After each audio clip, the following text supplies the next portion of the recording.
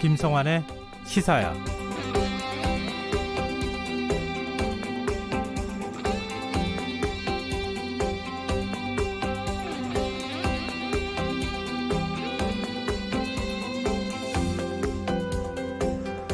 문재인 대통령이 오늘 취임 후 첫 교육개혁 관계장관회의를 열고 수시와 정시 비중의 불균형을 해소해야 한다 이렇게 밝혔습니다.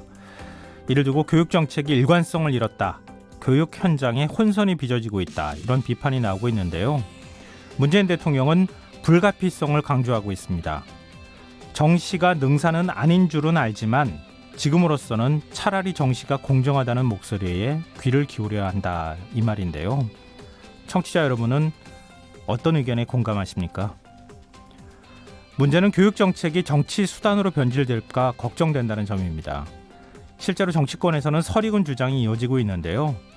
벌써 정시 50% 확대를 당론으로 못 박은 당까지 나타났습니다. 대입 개편 공론화위원회도 뚜렷한 결론을 내지 못했는데 말이죠.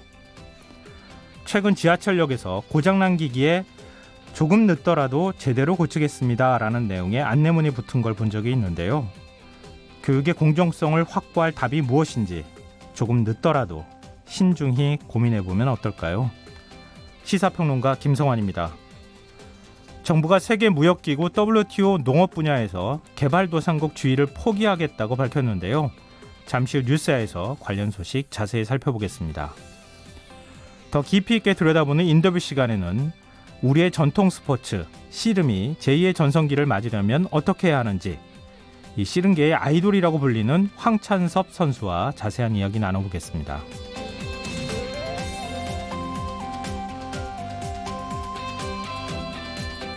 KBS 라디오 김성환의 시사에는 청취자 여러분의 많은 관심과 참여를 기다립니다. 오늘의 방송 내용과 관련해 의견이 있으시거나 프로그램에 대해 건의하고 싶은 내용이 있으시다면 문자로 보내주십시오. 시사에 대한 응원과 비판의 메시지도 좋습니다. 당첨된 분들께는 모바일 상품권 보내드릴 텐데요. 참여하실 문자 번호는 샵 9730이고요. 짧은 문자는 50원, 긴 문자는 100원의 정보 용료가 부과됩니다. 콩 게시판을 통해서도 무료로 참여하실 수 있습니다. 김성환의 시사에는 KBS 라디오 유튜브 채널에서도 실시간으로 시청하실 수 있는데요. 유튜브를 통해서도 많은 참여 부탁드립니다. KBS 라디오 김성환의 시사야. 그럼 지금 시작하겠습니다.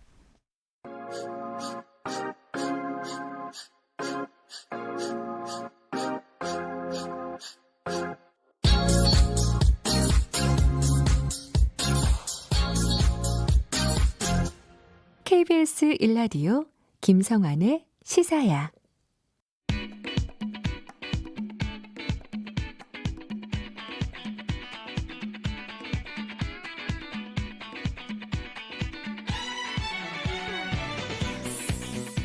오늘 하루 놓치신 주요 뉴스 꼼꼼히 정리해드리는 뉴스야 시간입니다. 오늘은 박정호 오마이뉴스 기자 나와주셨습니다. 안녕하세요. 네, 안녕하십니까. 네, 저랑은 처음 방송하시는 것 같은데요. 네, 타 방송국에서 제가 멀리서 좀 뵌 적은 있는데 네. 이렇게 같이 방송하게 될 줄 몰랐습니다. 아주 영광입니다. 아닙니다. 저도 멀리서 뵌 적은 있습니다. 똑같이 그런 처지였던 것 같아요. 네. 하여튼 오늘 방송 같이 좀 잘 좀 해봤으면 좋겠습니다. 네. 자, 문재인 대통령이 오늘 취임 후 처음으로 교육개혁 관계장관회의를 주재하고 이 수시와 정시 비중의 지나친 불균형을 해소해야 한다 이렇게 강조했죠. 네, 그렇습니다. 문재인 대통령이 이렇게 얘기했습니다. 학생부 종합전형에 대한 불신이 큰 상황에서 수시 비중을 확대하는 게 바람직하지 않다. 서울의 주요 대학을 중심으로 수시와 정시 비중의 지나친 불균형을 해소할 방안을 조속히 마련해 주길 바란다라고 강조를 했습니다. 아까 말씀하신 것처럼 문재인 대통령은 정시가 능사는 아닌 줄은 알지만 그래도 지금으로선 차라리 정시가 수시보다 공정하다는 입시 당사자들과 학부모들 목소리에 귀를 기울여야 한다. 수시 확대는 학생부의 공정성과 투명성, 또 대학의 평가에 대한 신뢰가 먼저 쌓인 다음에 추진할 일이다라고 얘기를 했습니다.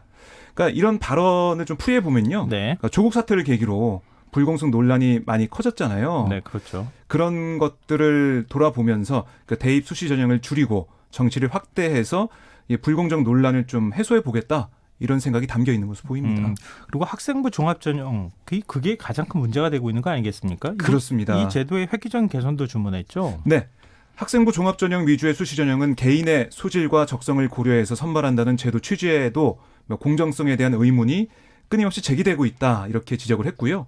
뭐 부모의 배경과 능력, 뭐 출신 고등학교 같은 외부 요인이 입시 결과에 결정적 영향을 미치고 과정마저 투명하지 않아서 뭐 이른바 깜깜이 전형으로 불릴 정도다라고 강하게 비판했습니다. 그러니까 사람들이 이제 뭐 학부모를 다 한 번씩은 겪으시잖아요. 자녀가 네. 있으신 분들은. 근데 나도 열심히 뭔가 스펙을 준비하려고 했는데 이번에 조국 장관 네. 사례 보니까 도저히 따라갈 수 없는 스펙이 또 따로 있더라. 막 이러면서 많은 분들이 좀 박탈감을 느끼시기도 하셨는데. 맞습니다. 저는 아직 아이가 어려가지고요. 네. 한 십몇 년 좀 남아서 그걸 다가오진 않는데 네. 주변에 아이를 일찍 낳은 친구들 얘기 들어보니까 이 조국 장관 사태를 보면서 박탈감 이런 거 느꼈다고 하더라고요. 네, 맞습니다. 네. 이 사실 처한 위치나 네. 이런 것에 따라서 또 생각도 다 다른 맞습니다. 게 교육제도라서 참 네. 교육제도는 건드리기가 쉽지가 않은데요. 그렇습니다. 근데 문재인 대통령은 지난 국회 시정연설에서 대입 정시 비중을 상향하겠다, 높이겠다 이렇게 밝힌 바가 있는데 당시와 비교해 보면 좀 차이가 있습니까? 대통령의 언급에? 예, 그러니까 문재인 대통령이 시정연설에서 공정이라는 단어를 27번 얘기를 했어요. 네. 그러니까 국민들께서 가장 가슴 아파하는 게 교육에서의 불공정이다라고 지적한 다음에 정시 비중 상향을 포함한 입시 제도 개편안 이거 마련하겠다 밝힌 바 있는데요. 네. 그러니까 이 확대가 아닌 상향, 그러니까 정시 비중 상향이라는 단어를 선택한 게 뭐 많은 주목을 받았습니다. 네. 그만큼 확고한 의지가 담겨 있다. 이런 풀이가 나왔었는데요. 음. 이 정시 비중 상향 문구는 청와대 참모들의 반대에도 불구하고 문재인 대통령이 직접 선택한 문구다 이렇게 알려지고 있습니다. 근데 근데 오늘 얘기한 걸로 좀 보면요. 네. 약간 미세하게 좀 차이가 있어요. 어떤 면에서요? 교육계 비판 이런 네. 게 좀 나오고 있지 않습니까? 네, 그렇죠. 정시 비중 늘리는 게 능사가 아닌 그런 부분들. 문재인 대통령이 언급하긴 했지만은 그런 비판이 있는 가운데 그래서 서울 소재 대학들의 수능 정시 비율 상향을 확정하자 뭐 이런 쪽으로 가지 않습니까? 그러니까 모든 학교에 다 적용하는 게 아니라 네. 먼저 서울에 있는 대학에 적용해 보자. 이렇게 좀 얘기를 하고 있는 것 같고요. 아무래도 이제 교육계 비판 여론 좀 의식하고 있지 않나. 그러니까 시정 연설 때보다는 톤이 좀 다운된 것 같다 그런 느낌이 들었습니다. 좀 대통령의 발언을 조금 더 상세하게 좀 행간을 읽어봤으면 좋겠는데요. 네, 그러니까 정시가 능사는 아닌 줄은 알지만 지금으로서는 차라리 정시가 수시보다 공정하다. 이거는 방금 전에 말씀하셨던 네. 내용하고 일맥상통하는 것 같아요. 왜냐하면 그렇습니다. 문재인 정부 들어서서 우리가 학생들의 재능과 끼를 살릴 수 있는 대입제도를 만들겠다. 이런 정책들을 추진해 왔던 거 아닙니까? 네. 그래서 고교 서열화를 해소를 하자. 이런 정책도 있고 그건 2025년까지 특목고나 외고 이런 고등학교들도 전부 일반고를 전환하겠다고 하는 정책을 발표한 것과 맥이 같이 맞닿아 있다. 그렇습니다. 고교 학점제도 사실 그거에 같이 연장선이라고 네. 볼 수 있잖아요. 근데 정시를 늘리게 되면 그거하고는 지금 정반대로 가는 것 아니냐. 네. 이런 목소리가 나오고 있는 것인데 문 대통령은 또 이런 얘기했어요. 정시 확대를 주문하면서도 수시에 대한 신뢰가 형성될 때까지 이렇게 박았는데 지금 정시를 이렇게 더 늘리게 되면은 어느 시점에 또 다시 줄여야 되는 문제가 생기는 거 아닙니까? 네, 참 교육 문제가 어렵다라는 얘기가 많이 나오고 있는데 네. 말씀하신 것처럼 정시의 폐해 때문에 수시 전형이 생겨났잖아요. 네. 그래서 지금 전체적으로 그 전형 과정을 보면 정시가 23%, 수시가 77%, 그 수시 77% 가운데 44%가 교과 전형. 예. 그러니까 뭐 그 농어촌 전형이나 이런 예, 그런 걸 학교장 통해서 추천을 학교장 받아서 이제 추천으로 가는. 한다거나. 네. 그리고 21%가 학종, 그러니까 비교과 전형, 이른바 네. 스펙을 쌓아서 가는 전형이지 네. 않습니까? 그러니까 퍼센테이지는 그렇게 높아 보이진 않는데 여기서 문제가 발생하고 있단 말이죠. 네. 그러니까 이거를 지금 어쨌든 해결해야 국민들이 얘기하는 공정성 그거를 담보할 수 있기 때문에 네. 문재인 정부 입장에서도 약간 좀 말을 뒤집는 듯한 그리고 자신들의 공약을 좀 반박하는 그러니까 좀 반대되는 그런 모습을 좀 보이더라도 네. 이번 기회에 공정성을 좀 확보해 놓고 정시로 조금 비중 올려놓고 수시가 어떻게 보면은 올바른 길이라고 좀 알고 있는 것 같은데 아직까지도 네. 신뢰성을 어떻게 담보할지 이거 좀 찾아갈 것 같아요. 지금 발등에 떨어진 불이 공정성 확보다 이렇게 좀 보는 것 같습니다.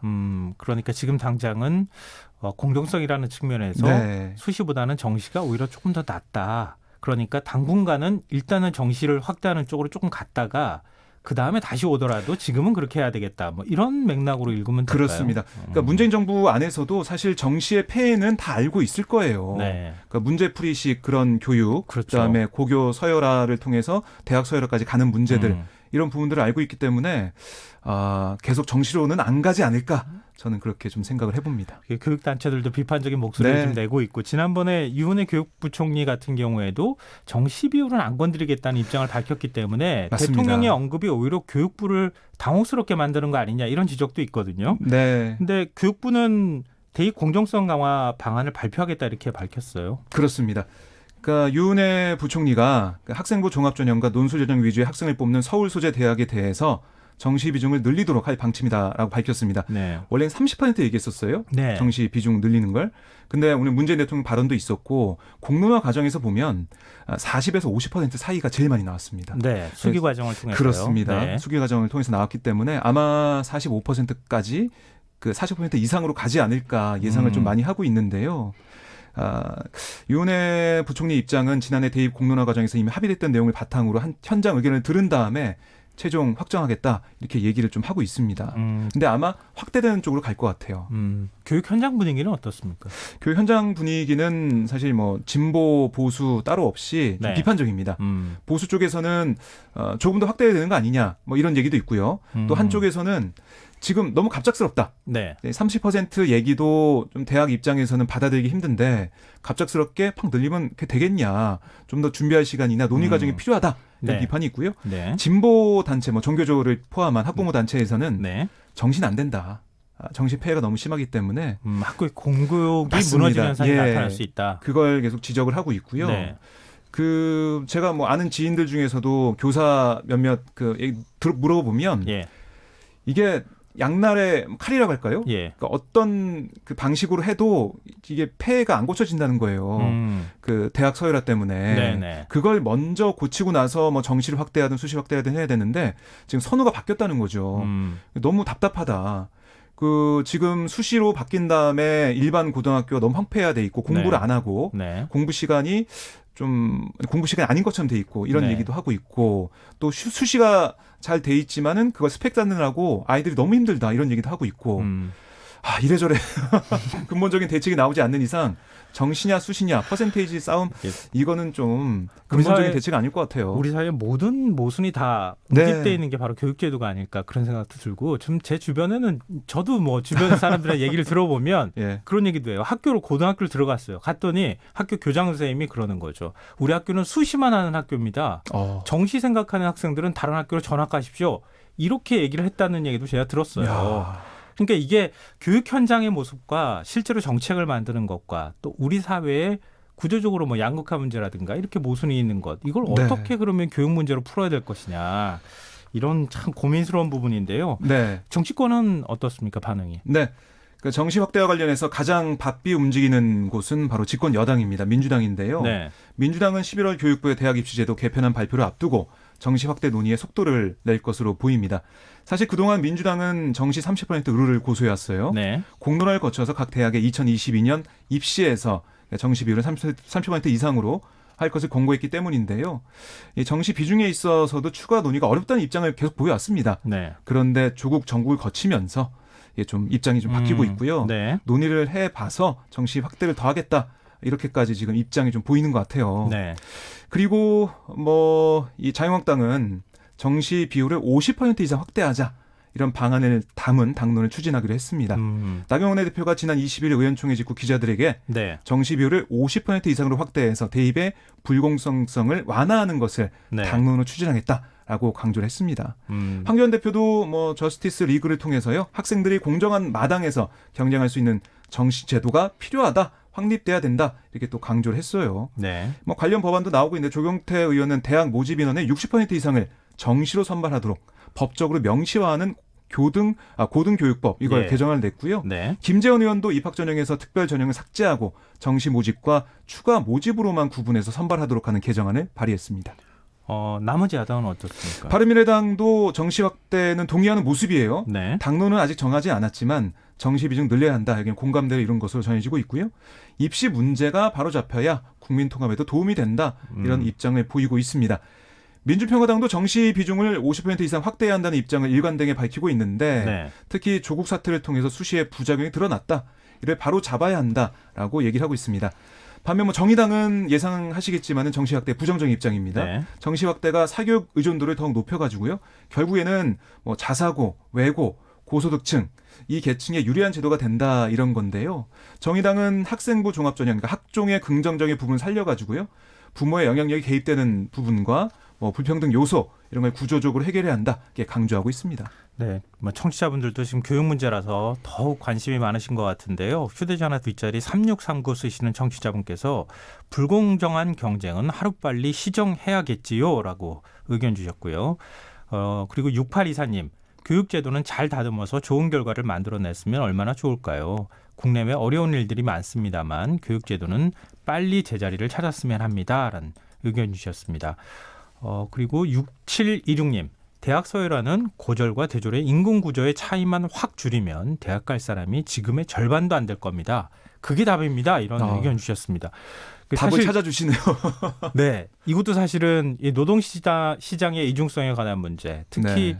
대기업하고 중소기업의 임금 격차, 그리고 비정규직과 정규직의 임금 격차 이런 것들을 해소하면 굳이 억지로 좋은 대학을 가서 나중에 가서 꼭 대기업을 가야 한다고 하는 필요성도 떨어질 거 아니겠어요. 맞습니다. 그런 부분도 굉장히 중요한 부분인데 좀 그 부분도 지적을 좀 해주셨습니다.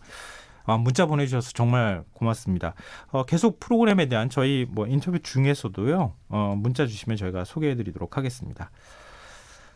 그리고 화제를 좀 바꿔보죠.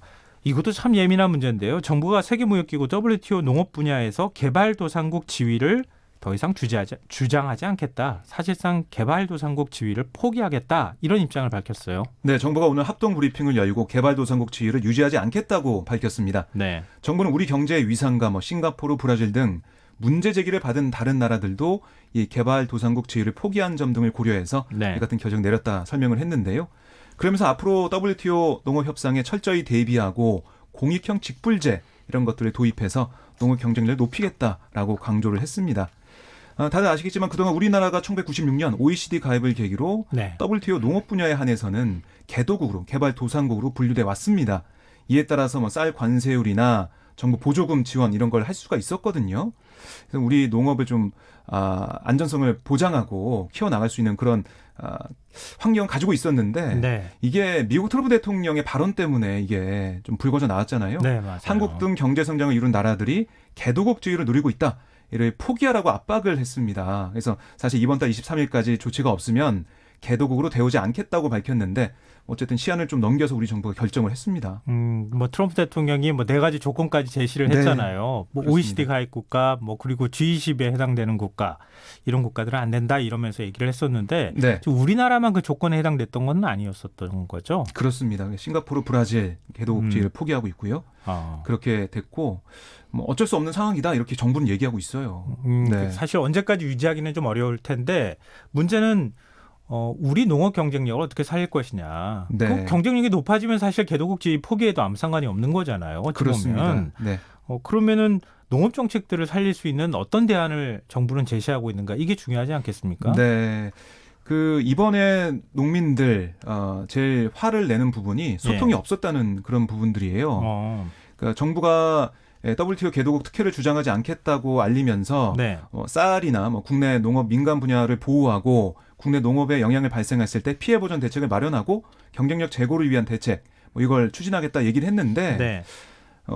구체적인 세부 방안을 보면요. 근데 공익형 직불제와 청년 영농 정착 지원금 지급 이 정도밖에 없습니다. 지금은. 그래서 농민들이 요구사항 한 5가지 정도가 빠져 있다라고 주장하고 있는데 네. 뭐냐면 좀 소개를 해드릴게요. 네. 총리를 위원장으로 한 특별위원회 설치, 또 농업 예산을 전체 예산의 4에서 5%로 증액하는 것, 또 취약계층의 농수산물 쿠폰 지급, 농어촌 협력기금 부족분 정부 출연, 네. 한국농수산대학교 정원 확대 이런 건데요. 여기에 네. 대해서는 정부가 아무런 얘기가 없다.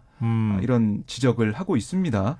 그리고 개도국 특혜를 주장하지 않겠다고 발표하기 전에 그 대가로 무엇을 얻을 수 있는지 직접적 이해관계에 있는 농민들과 충분히 대화하고 설명하고 양해를 구했어야 한다. 네. 이렇게 계속 강조를 하고 있는데요. 아마 이런 점들이 계속 지적이 될 것 같고요. 다음 달 11월 말에 네. 또 상경 집회, 대규모 집회도 예정이 돼 있습니다. 농민단체들의 반발이 상당히 심할 것 같은데요. 지금 분위기 봐서는. 네, 그렇습니다. 오늘도 서울 종로구 외교부 앞에서 이 개도국 유지 촉구 규탄 행동에 나섰어요. 네. 농민단체 회원분들이 이 과정에서 외교부 침입을 시도하다가 뭐 제지하는 경찰과 충돌을 일시적으로 빚기도 했는데요.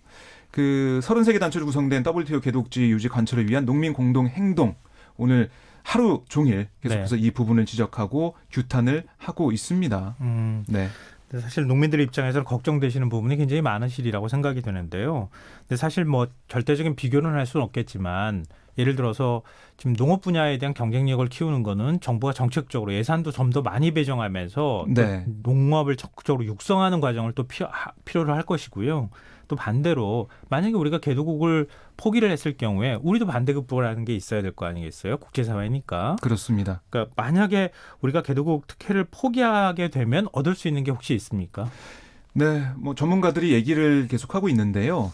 통상 현안에 우리가 민감하잖아요. 네. 그러니까 개도국지를 유지하게 되면 자동차나 아니면 방위비 협상이나 이런 데서 불이익을 받을 수 있다.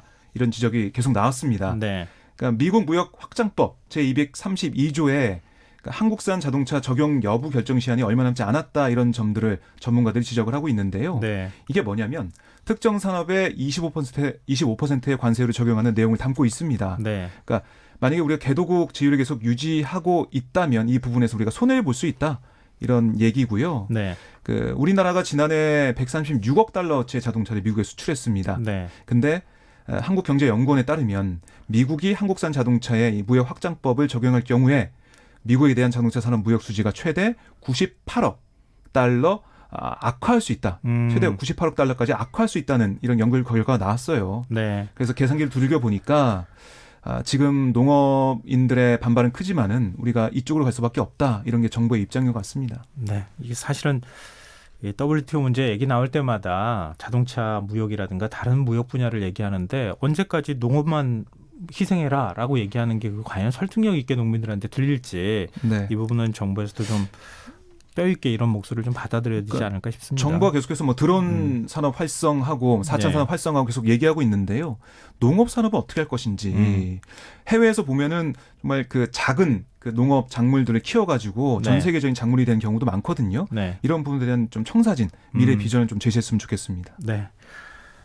남북 문제 특히 이제 요즘 북한이 금강산 관광에 있는 우리 측 시설을 다 철거하라 뭐 이렇게 얘기를 해서 네. 사실 너절한 남북 관계가 시설이라고. 예. 걱정이 되는데 북한이 오늘 통지문을 보내왔어요. 그렇습니다. 오늘 오전 통일부와 현대그룹 앞으로 금강산 국제관광국 명의의 통지문을 보내왔습니다. 네. 이 통지문에서 북측은 그러니까 합의되는 날짜에 우리가 금강산 지구에 들어가서 당국과 민간 기업이 설치한 시설을 철거하기 바란다라고 밝혔습니다. 네. 그리고 금강산 지구에는 국제관광문화지구를 새로 건설하겠다 이렇게 얘기를 했는데요. 네. 근데 저는 이걸 보면서 제일 걱정되는 부분이 뭐냐면 이런 철거 관련된 실무적 문제들을 문서 교환 방식으로 협의한다고 그 얘기를 했어요. 네. 그러니까 만나서 얘기하게 된다면 네. 우리 뭐 정부가 생각하듯이 뭐 대화의 장이 열린다 이렇게 얘기할 수 있는데 문서로 협의한다? 이러면은 서로 오해가 생길 수도 있고 오히려 우리가 메신저를 통해서 대화하게 되면 네. 이모티콘도 보내고 네. 뭔가 감정을 실을 수가 있는데 네. 문서로 하게 되면은 그것도 힘들지 않을까 이런 우려가 되더라고요. 근데 정부에서는 그거 아닌가요? 네. 지금 철거를 하기 전에 남측 인원이 얼마나 들어오고 어떻게 할 것인지 그 과정을 논의하는 것은 문서로 서로 협의하고 네. 구체적인 철거에 대한 협의를 할 때는 그건 어차피 만나서 협의를 할 수밖에 없다. 이렇게 설명하고 있지 않습니까? 근데 북측에서는 어떻게 생각하고 있는지 네. 좀 봐야 될 것으로 보이고요. 네. 우리 입장에서는 꼭 만나야겠죠. 만나서 얘기를 해봐야 될 것으로 예상이 됩니다. 네. 근데 이게 사실 빨리 통지문이 왔어요. 네. 이틀 만에 김정은 위원장의 발언 이후 이틀 만에 이게 통지가 와서 빠르게 추진하고 있다는 생각이 들고요. 네. 그리고 금강산 국제관광국이라는 명의로 왔습니다. 그러니까 새로 신설된 굉장히 낯선 조직의 그런 명의로 왔기 때문에 국제적인 관광지로 개발하면서 남측을 좀 배제하고 네. 외국의 자본들 이걸 좀 가져와서 하는 게 아니냐 뭐 이런 얘기도 나오고 있더라고요. 남북 관계가 뭐 비핵화 문제가 협상이 좀 진척이 없으니까 결국 남북 관계도 좀 어려운 상황으로 가는 거 아닌가 싶은데 정치권은 혹시 반응이 나왔습니까? 여당에서는 네. 민주당에서는 좀 아쉽다, 안타깝다 이런 네. 얘기를 좀 하고 있고요. 남북 교류와 평화의 대표적 상징 금강산 관광인 만큼 좀 안타깝고 유감이다.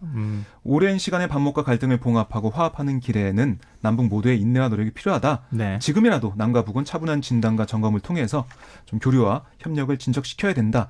대화를 해야 된다. 이렇게 강조했고요. 네. 정의당은 북한이 관광 중단의 탓을 우리 정부에 전가하면서 일방적으로 남북 협력을 파기한다는 것은 사리에 맞지 않다. 기존의 남북 합의에 대한 중대한 위반일 뿐만 아니라 네. 북한이 더더욱 고립을 자초하는 것이다라고 지적을 했습니다. 민주평화당 역시 논평을 통해서 금강산 관광시설은 남북교류 협력의 신하락이다. 내년 농사를 위해 남겨둔 벽시이자 남북교류 협력의 상징을 철거하는 건 섣부른 결정이다 지적을 하면서요. 남북교류의 희망을 지워버리지 않기를 기대한다라고 강조했습니다. 반면 자유한국당은 논평을 통해서 문재인 정권의 북한을 향한 교감 없는 일방적인 짝사랑의 여파가 또다시 여실히 드러났다. 애초부터 목적이 다른 남북관계의 실상을 인정하려 하지 않고 일방적으로 끌려다닌 결과가 보기만 해도 기분이 나빠진다는 악담뿐이란 말인가라고 개탄을 했습니다. 바른미래당은? 네, 바른미래당은 논평에서 김정은 위원장의 성급기 행보는 어제 오늘의 일이 아니다. 북한은 끊임없이 싫다고 하는데도 문재인 대통령은 끊임없이 평화 경제를 강조하고 있다. 누구 고집이 더 센지 겨루는 사이 우리 국민들의 근심만 깊어지고 있다라고 또 지적을 했습니다. 네, 좀 보수 야당 쪽에서는 굉장히 좀 비판적인 입장을 내놓고 있네요. 네, 지금 여러분께서는 KBS 라디오 김성환의 시사회와 함께하고 계십니다. 화제를 좀 바꿔보죠. 오늘 이재용 삼성전자 부회장의 국정농단 사건 파기 환송심 재판이 열렸죠? 네, 그렇습니다. 오늘 시작이 됐습니다. 그러니까 이재용 부회장이 박근혜 전 대통령과 비선 실세 최순실 씨에게 말 3마리와 동계스포츠 영재센터 지원금 등 총 86억 원의 뇌물을 건넨 혐의를 네. 받고 있는 상황인데요. 1심은 이 뇌물들을 인정하고 징역 5년을 선고했습니다. 네, 2심은 묵시적 청탁을 인정하지 않아서 징역 2년 6개월에 집행유예 4년을 선고해서 이재용 부회장을 석방시켰죠. 네. 뇌물 액수도 30억 원대로 줄었습니다. 그런데 지난 8월 대법원 전원 합의체는 이재용 부회장이 경영권 승계를 받기 위해 뇌물을 줬다면서 이를 묵시적인 청탁으로 판단했습니다. 또 말 3마리의 소유권도 최순실 측에 넘겼다고 보고요. 네. 50억 원의 뇌물을 추가로 다시 인정했습니다. 네. 그래서 파기환송심은 말 3마리 소유권과 경영권 승계 현안을 다룰 것으로 보입니다. 근데 재판장인 정준영 부장판사가 굉장히 이례적으로 이 부회장에게 당부의 말을 전했다면서요? 네, 뭐 이런 발언이 나올 거라 아무도 좀 예상을 못했는데요. 네. 그 재판 말미에 몇 가지 당부가 있다고 운을 뗐습니다. 그러면서 이 사건은 삼성그룹 총수와 최고위직 임원들이 계획하고 가담한 횡령 및 뇌물 범죄라고 정의하면서 삼성 쪽에 실효적인 기업 내부 준법 감시 지도가 필요하다라고 밝혔습니다. 그리고 삼성그룹 내부에서 기업 총수도 무서워할 정도의 실효적인 준법 감시 지도가 작동하고 있었다면 네. 이 법정에 앉아있는 피고인들뿐만 아니라 박근혜 전 대통령, 최서원 씨도 최순실 씨죠. 네. 이 사건 범죄를 생각할 수 없었을 것이다. 지금도 실효적인 준법 감시 제도가 작동되지 않는다면 언제든지 이 같은 범죄가 재발될 수 있다라고 했습니다. 네. 그리고 정 부장 판사는 이 준법 감시 제도를 얘기했는데요. 예. 고위직 임원과 기업 총수의 비리행위도 방지할 수 있어야 한다. 그리고 미국 대기업들의 제도를 참고하라 이렇게 얘기하기도 했습니다. 그리고 제일 주목이 되는 게 뭐냐면 피고인석에 앉아있는 이재용 부회장에게 한 말입니다. 당부의 네. 말을 했는데 네. 이렇게 얘기했습니다. 어떤 재판 결과에도 책임을 통감하고 겸허히 받아들이겠다는 자세로 심리에 임해달라. 심리 기간 중에도 당당히 기업 총수로서 해야 할 일과 할 수 있는 일을 해달라라고 얘기를 했습니다. 그러면서 이건희 삼성전자 회장도 언급을 했는데 네. 93년 독일, 프랑스에서 당시 만 51세의 이건희 삼성그룹 총수는 낡고 썩은 관행을 모두 버리고 사업의 질을 높이자는 삼성 신경영을 선언하고 위기를 과감한 혁신으로 극복했다. 2019년 만 51세가 된 이재용 삼성그룹 총수의 선언은 무엇이고 또 무엇이어야 하냐? 이 질문으로 말을 마쳤습니다. 네. 뭐 지금, 이례적이죠. 네, 그러네요. 네. 그리고 뭐 이건희 회장까지 언급을 한 걸 좀 굉장히 좀 이례적. 삼성그룹의 역사를 얘기했어요. 근데 뭐 이재용 부회장 입장으로서는 이번 재판 자체가 굉장히 앞으로 기업의 본인의 또 그 경영권 확보를 위해서도 명운이 걸린 맞습니다. 문제나 다름이 없으니까요. 네. 앞으로 재판이 계속 진행될 예정이니까 또 그럴 때마다 저희가 좀 정리를 해서 전해드리도록 하겠습니다. 네. 다음 이슈로 좀 넘어가 보죠. 국군 기무사령부의 이른바 촛불 계엄령 문건이 논란이 계속 지금 이어지고 있는 상황인데요. 오늘은 민주당 이인영 원내대표가 여기에 대한 언급을 했죠. 네, 그렇습니다. 그러니까 이게 군인권센터에서 이 문건을 공개를 네. 했거든요. 네. 여기에 계속 파장이 이어지고 있는데요. 이인영 원내대표는 내란 음모 사건에 대한 검찰 수사 재개를 강력히 요구한다. 조윤천 전 기무사령관이 미국으로 도주했다는 이유로 내란음모 사건에 대한 검찰 수사가 중지돼 있다. 이번 국감에서 내란음모를 뒷받침하는 문건이 다시 폭로됐다. 네. 내란음모 수사는 일반 범죄 수사와 완전히 천이 달라야 한다. 티끌만한 의혹만 있어도 발본색원, 일벌백계가 대원 측이 돼야 한다라고 강조했습니다. 그러면서 당시 국방부, 합동참모본부, NSC 국가안전보장회의 관계자도 다시 확인해야 한다. 검찰은 당장 수사할 수 있는 관계자와 특정 정당의 대표를 비롯한 참고인 등에 대해 즉시 수사에 착수하길 바란다. 아울러 내란음모 수사 자료와 결과를 신속 투명하게 공개해서 국민을 안심시켜주길 바란다라고 강조를 했습니다. 대신 황교안 대표가 당시 이제 대통령 권한대행이지 않았습니까? 네, 황교안 그렇습니다. 대표 권한대행 시절에 그 내용을 보고를 받았느냐 안 받았느냐 가지고 논란이 있는데 네. 이인영 원내대표 얘기를 보면 그 문제보다는 검찰이 계엄령 문건을 만드는 것 자체 그 과정에 대해서 좀 적극적으로 수사를 해달라 이렇게도 보이거든요. 네, 그렇습니다. 지금 황교안 대표 의혹과 관련 그 내용을 포함해서 네. 앞으로 이번 논란은 어떻게 좀 진행이 될 것 같으세요? 지금 민주당에서는 청문회 얘기도 나오고 있고요. 국정조사 얘기도 조금씩 나오고 있어요. 사실 지난해를 기억해 보시면은 여야 3당 교섭단체가 청문회 합의한 적이 있습니다. 네. 그러니까 이 문건 나오기 전에 조금 덜 자세하게 나왔던 NSC가 빠진 내용에 대해서 청문회 얘기도 했었는데요. 네. 그걸 다시 살려서 청문회를 통해서 국회에서 조사해야 된다. 이런 얘기를 좀 하고 있습니다. 네. 그리고 이 파장이 민주당 입장에서도 지금 조국 정국을 좀 벗어날 수 있는 그런 소재라고 할까요? 네. 그런 정국이 또 되고 있고요. 그렇기 때문에 아마 이 부분 계속해서 얘기할 것으로 보입니다. 네. 그리고 다른 야당, 정의당, 대한신당 같은 경우도 이걸 네. 계속 파헤쳐야 된다. 이런 입장입니다. 네. 본질적으로 계엄령 문건 자체 만드는 것에 대한 검찰 수사는 당연히 네. 지금 이제 기소 중지 상태니까 조윤천 전 사령관이 들어오게 될 경우에 당연히 수사가 제기될 것이고 황교안 대표 논란 같은 경우는 아직 확실한 증거가 없는 상태이기 때문에 정치 네. 공방이 좀 가지 않을까 이런 생각이 드네요. 맞습니다. 근데 황교안 자유한국당 대표가 패스트트랙 수사 대상에 오른 의원들에게 가산점을 준다고 나경원 원내대표가 말하지 않았습니까? 그 네. 부분과 관련해서 생각해본 바가 없다 이러면서 입장을 좀 약간 바꾸는 모습이에요. 그렇습니다. 정말 말을 바꿨는데요. 예. 이제 어제까지만 해도 이 부분에 대해서 긍정적인 검토를 하겠다는 취지의 네. 얘기를 했습니다. 근데 네. 오늘은 그게 아니라 이거는 우리 공천심사위원회를 통해서 민주적이고 공정한 룰을 만들어서 심사할 문제다라고 한 말 물러섰어요. 왜냐? 내부에서 너무 많은 비판이 나오고 있어요. 네. 또 한 의원 말 들어보니까 아니 나도 열심히 패스트트랙 그 정부에서 투쟁했는데 아니 고발 당할 걸. 고발 안 차라리 당하지 고발 당할 걸 열심히 투쟁하고 이게 뭔가 이런 얘기까지 하더라고요. 네. 그렇기 때문에 이 문제는 황교안 대표가 리더십을 세우는 차원에서도 그냥 끌고 갈 수 없는 문제가 돼버렸습니다. 원외 당협위원장들 입장에서 또 반발을 하더라고요. 기회가 가산점을 없어요. 현역 의원한테 가산점 줘버리면 우리는 공천 경쟁에서 떨어지는 거 아니냐 이런 네. 얘기도 나오고 그러던데요. 하여튼 여러 가지로 이 가산점 주는 문제가 논란이 좀 되고 있는 것 같습니다. 시간이 벌써 다 됐네요. 뉴스야 여기까지 하겠습니다. 지금까지 박정호 오마이뉴스 기자였습니다. 고맙습니다. 네, 고맙습니다. 완자로 시작하는 말 완전히 완벽한 완두콩 완타치 김성환의 시사야. 평일 밤 10시 5분 여러분을 찾아갑니다. KBS 1라디오 김성환의 시사야. 씨름. 우리나라의 전통 스포츠지만 언젠가부터 축구나 야구 같은 인기 스포츠에 밀려서 침체기를 겪고 있는데요.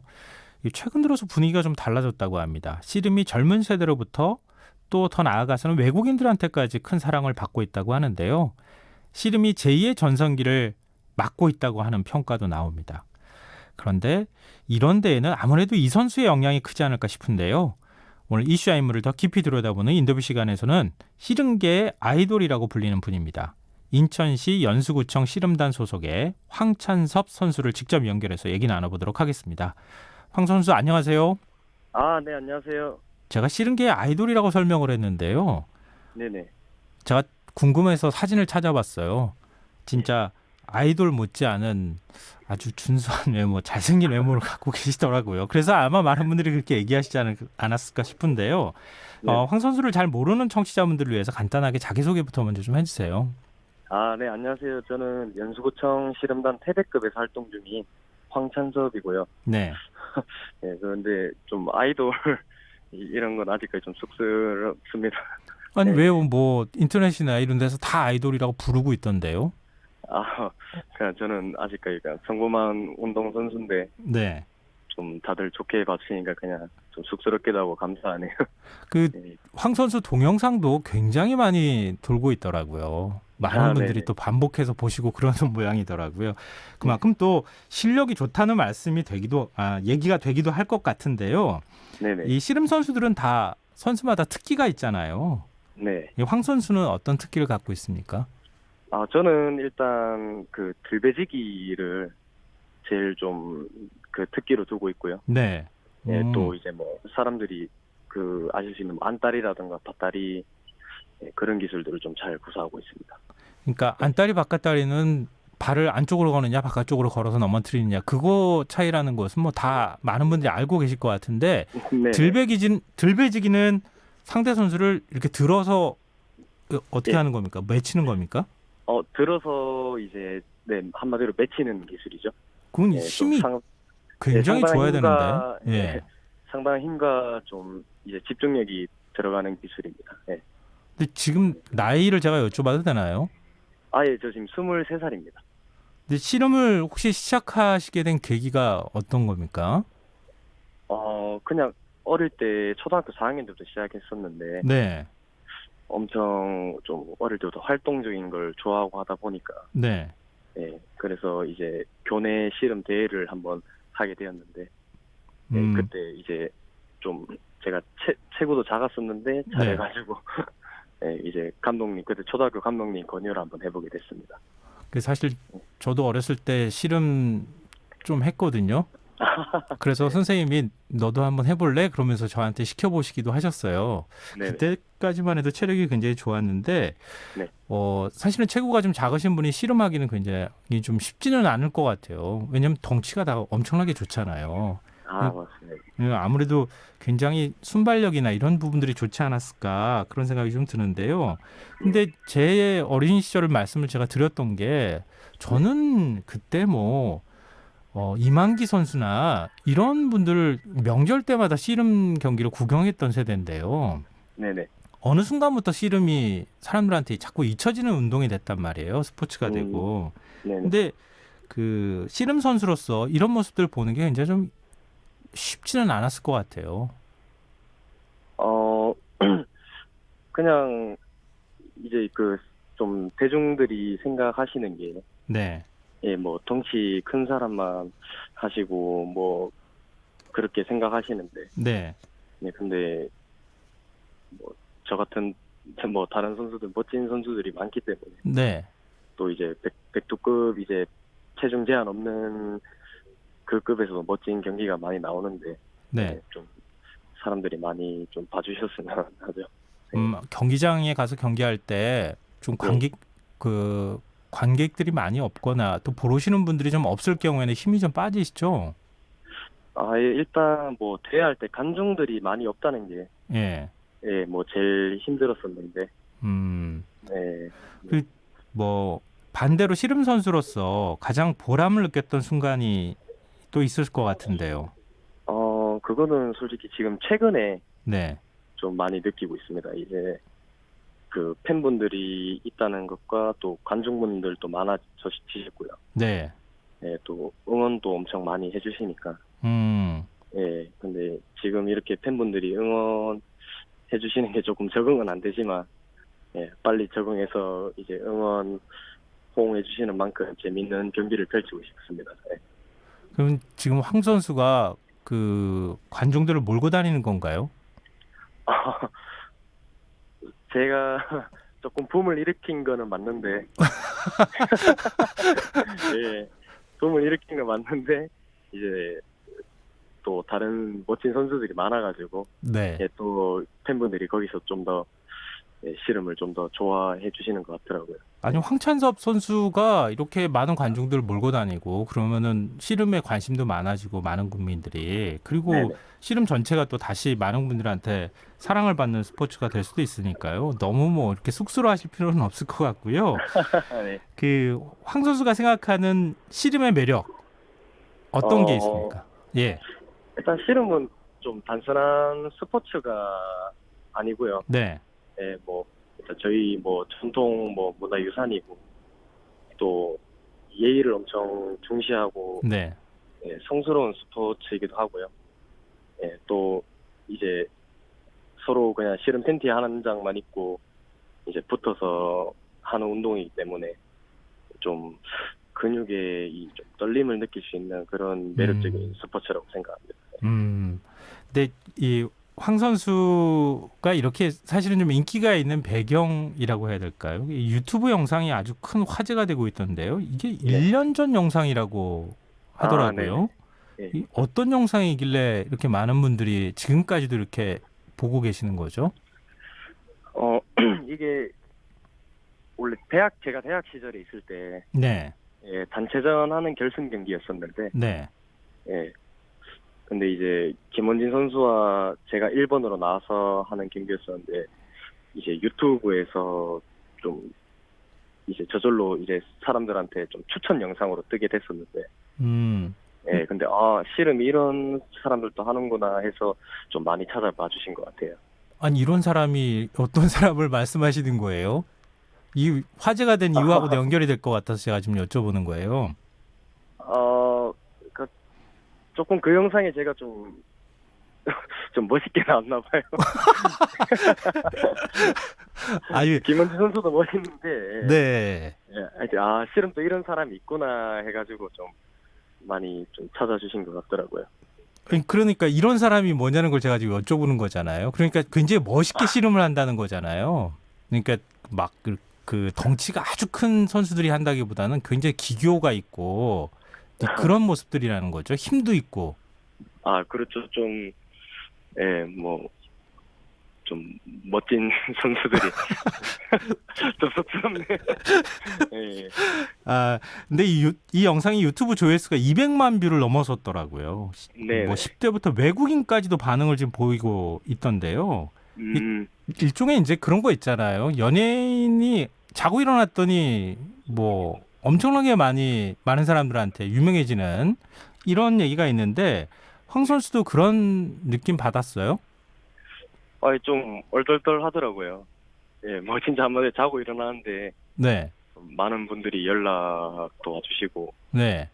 예, 또 뭐 팬이라고 엄청 연락 많이 와주셨는데. 팬들이 어떤 반응을 보입니까? 황 선수 보면. 정말 잘 지켜보고 있다고, 사랑한다고. 동료 선수들이 부러워하지 않아요? 좀 부러워도 하시고요. 네. 근데 또 저 때문에 씨름이 이렇게 조금 알려진다는 것에 엄청 감사하다고, 고맙다고 말씀을 해주시더라고요. 혹시 기억나는 팬 있으세요? 댓글 혹시 남겨준 글 중에 기억나는 게 있거나요? 제가 댓글은 솔직히 잘 안 봤습니다. 좀 많이 좀 쑥스러워가지고 보기 좀 그렇더라고요. 네. 네, 댓글은 안 보고 기억나는 팬은 없으세요? 그냥 좀 이제 요번에 서울에서 전국체전 경기 했을 때, 네, 예, 그때 팬분들이 조금 이렇게 오셨는데, 네, 근데 또 제가 뭐라고 엄청 좋은 뭐 옷도 선물해 주시고, 오, 예, 좀 뭐 운동할 때 뭐 이제 당 충전하라고, 네, 예, 간식거리도 많이 주시고, 네. 예, 한 분 한 분 다 기억에 남습니다. 근데 이렇게 팬들의 응원이 선수를 네. 이렇게 기쁘게 만들고 또 더 그게 실력으로 연결되면 얼마나 좋을까 하는 생각이 지금 황 선수 반응을 보면서 저도 좀 느꼈는데요. 예. 근데 좀 다시 황 선수를 통해 가지고 씨름에 대한 관심을 지금 많은 분들이 갖고 계시는데 11월부터는 KBS에서 씨름 선수들이 출전하는 이 서바이벌 예능 프로그램이 있는데 거기에 또 출연하신다고요? 예. 그건 이제 그냥 좀 패배급이랑 건강급 이제 80kg, 90kg급이 네. 있는데 그 선수들이 나와가지고 좀 어떻게 보면 또 거기만의 대회인데요. 네. 예, 서로 이제 좀 씨름 대결을 펼치는 그런 구도로 좀 이제 진행을 하려고 하고 있습니다. 네, 그만큼 유명인이 됐다는 증거예요. 보면 앞으로 활동이 좀 많이 더 기대가 되고 또 유머 감각도 있으시고 또 굉장히 밝으신데요. 이 감사합니다. 마지막으로 활동 네. 계획과 관련해서 청취자분들께 한 말씀 해주신다면요.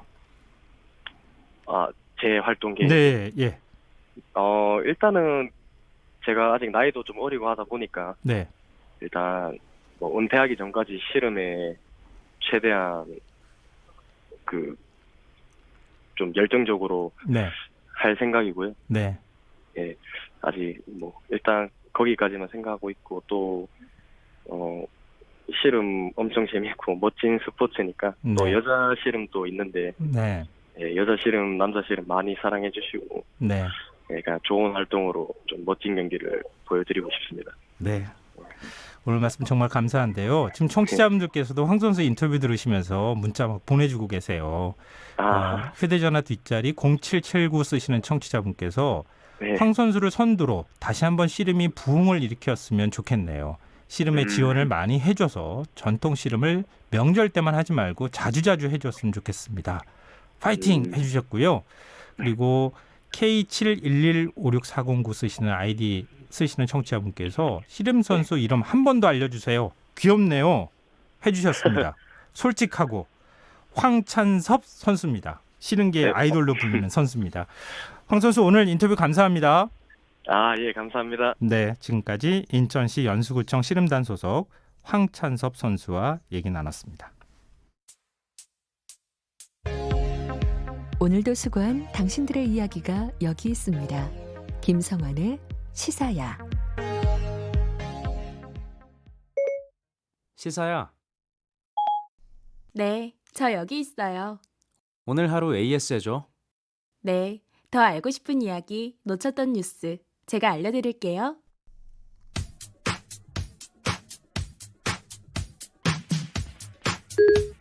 시사야 애프터 서비스를 시작합니다.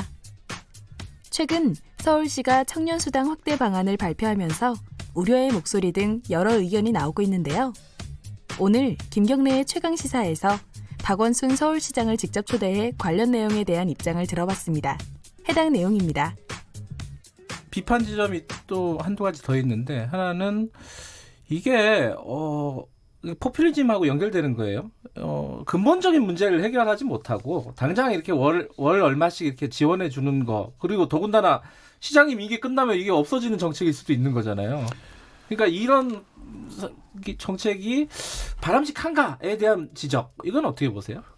그런데 청년들이 지금 다 절망과 이런 고난을 겪고 있는데 네. 그러면 가만히 있으면 됩니까?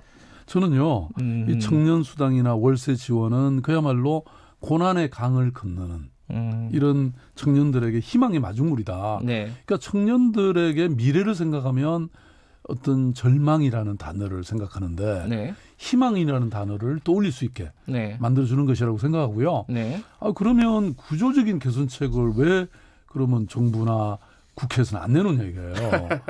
근데 사실은 네. 뭐 서울시는 그런 걸 열심히 하고 있습니다. 그러니까 가장 청년들에게 중요한 것은 말씀드린 일자리잖아요. 네. 그래서 일자리를 위해서 뭐 여러 가지 정책을 만들고 있고 또 이게 주거 문제가 가장 심각하니까 우리가 월세를 네. 하는 건데 서울시는 청년 역세권 이런 그 개발 네. 이런 프로젝트도 하고 있고 그다음에 또 뭐 예컨대 사회적 경제를 통해서 네. 청년들이 일할 수 있는 이런 분위기들도 네. 여러 구조들도 만들고 있죠. 그러니까 이거는 뭐 말하자면 이런 투 트랙으로 동시에 가야 되는 것이지 네. 구조적인 것이 필요하다고 해서 또 이런 당장 급한 불을 끄고 네. 청년들에게 이런 의존할 수 있는 공감할 수 있는 이런 것들이 또 있어야죠.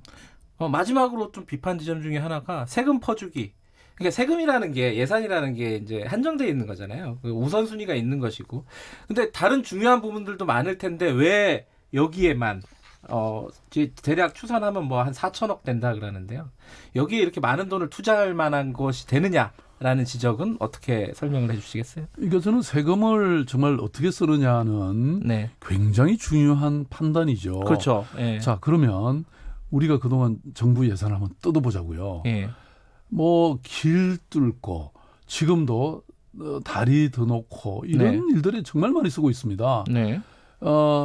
지금 저는 예컨대 세종에서 서울까지 오는 이런 네. 고속도로는 1조 거의 들어가거든요. 네.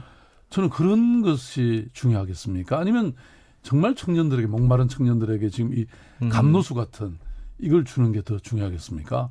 지금까지 저는 우리나라의 그 이른바 쪽지 예산이나 이런 걸 통해서 네. 그냥 지역의 그 뭐 여러 가지 왜 국회의원들이나 이런 분들이 요청하는 거 엄청나게 그 예산에 편성되고 있거든요. 네. 그 우리나라가 이미 하드웨어 시대가 지나갔단 말이에요. 예. 제가 보기에는 우리가 정말 현재 이런 중진국의 함정을 넘어서서 지금 대한민국이 지금 이제 그 경제 성장률이 1%대 떨어졌지 않습니까? 예. 왜 이렇게 됐겠어요? 저는 그 돈을 제대로 못 썼기 때문이라고 생각합니다. 정말 필요로 게 뭐냐? 결국 사람이 살아야 네. 이 청년들이 살아야 이 사람들이 창업도 하고 뭔가 새로운 미래를 개척할 거 아닙니까? 네. 그렇게 보면 저는 오히려 네. 돈을 이런 데 쓰라고 저는 세금이 있다고 생각합니다. 애프터 서비스 내용 들으시고 이게 무슨 말인가 하시는 분들이 있으실 텐데요. 이틀 전 박원순 서울시장이 2020 서울시 청년 출발 지원 정책을 발표했습니다. 이 정책의 골자는 크게 두 가지였는데요. 하나는 청년 수당 지원 대상의 확대입니다. 서울시가 지난 2016년부터 만 19세에서 34세 가운데 소득 수준과 근로시간 조건을 충족한 5천 명가량을 선별해서 월 50만 원의 수당을 최대 6개월 동안 지급해 왔는데요.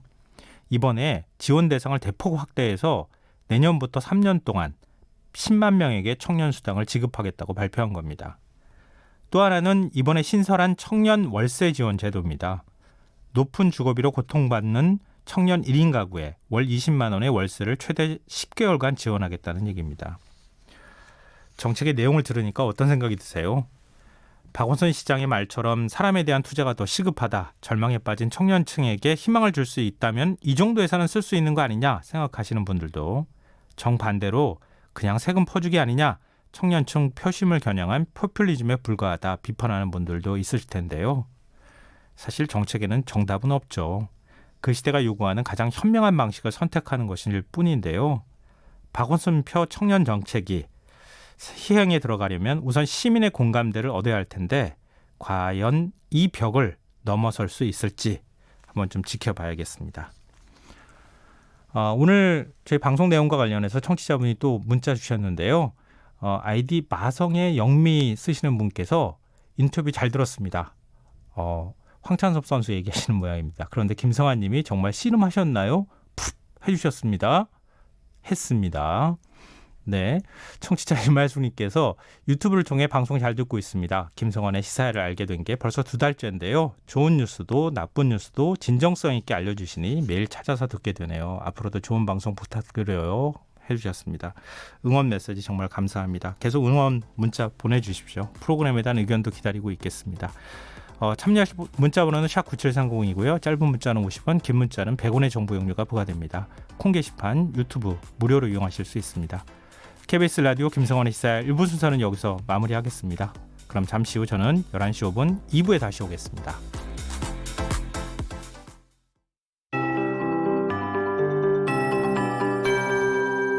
KBS 58분 날씨. 이번 주말 동안 전국이 대체로 맑겠지만 아침 추위가 예상되고 있습니다. 오늘 밤부터 우리나라 북서쪽에서 찬 공기가 내려오고 또 바람도 차차 강해지면서 내일 아침 기온은 많이 내려가겠습니다. 현재 서울의 기온이 14.6도를 가리키고 있는데 밤사이 기온은 계속 떨어지면서 내일 서울의 아침 최저 기온은 6도까지 떨어지겠고 철원의 아침 기온은 4도, 대전은 10도, 광주 대구는 11도, 부산이 15도로 오늘 아침보다 5도에서 8도 정도나 낮아지겠고 특히 중부 내륙과 일부 남부 내륙에서는 5도 이하로 기온이 떨어지는 곳도 많겠습니다. 그에 따라 내일 중부 산간지방에는 서리가 내리고 얼음이 오는 곳도 있겠습니다.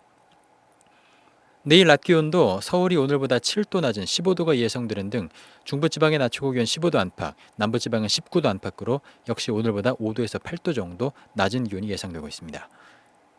모레인 일요일 아침에는 대관령의 기온이 영하 3